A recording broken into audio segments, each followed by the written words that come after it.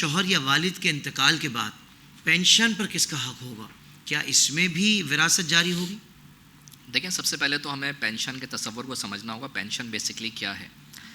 اگر کوئی شخص کسی ادارے میں نوکری کر رہا ہوتا ہے، بالخصوص اگر ہم سرکاری اداروں کی بات کریں، تو وہاں پر اس شخص کی خدمات کے عوض میں اس کے جو جاب کا پیریڈ ہے اس کے بعد وہ ادارہ اس کو کچھ نہ کچھ ماہانہ وظیفہ عطا کرتا ہے.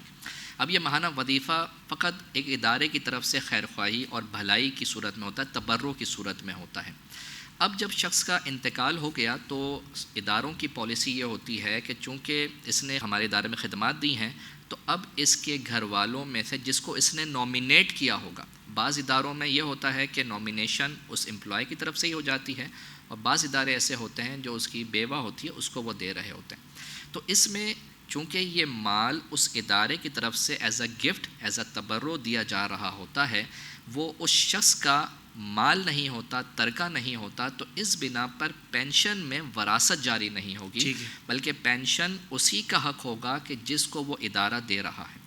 چنانچہ اگر اس میں نامینیشن جو ہے وہ بیوہ کی ہوئی بھی ہے یا بیٹی کی ہوئی بھی ہے یا کسی اور رشتہ دار کی ہوئی بھی ہے، تو جس کی نامینیشن ہوئی بھی ہے وہ خالصتاً اس کا حق ہے کہ وہ اس کو ملے اور وہ اس سے پھر استفادہ کرے. ہاں، یہ ضرور ہے کہ بعد میں وہ کسی اور کو بھی دینا چاہے، اس سے شیئر کرنا چاہے، تو یہ اس کی ثوابدید پر ہے. بہرحال اس پہ وراثت جاری نہیں ہوگی.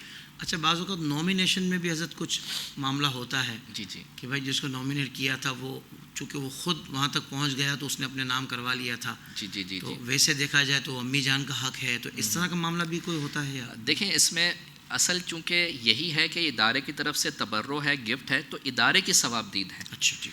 اب ادارے کی ثوابدید ہے، ادارہ کس کو دے رہا ہے. اب اگر کوئی دوسرے راستے سے پہنچ گیا، اس نے اپنی نامینیشن وغیرہ کرا لی، تو ظاہر سی بات ہے کسی کا اگر حق مار کے وہ نامینیشن کروا رہا ہے تو وہ قابل گرفت ہے. لیکن اگر حق نہیں مارا، ویسے ادارہ اس کو خود دے رہا ہے، تو وہ پھر اس کے حق میں ہے اور وہ اس کو پھر استفادہ اس سے کر سکتا ہے.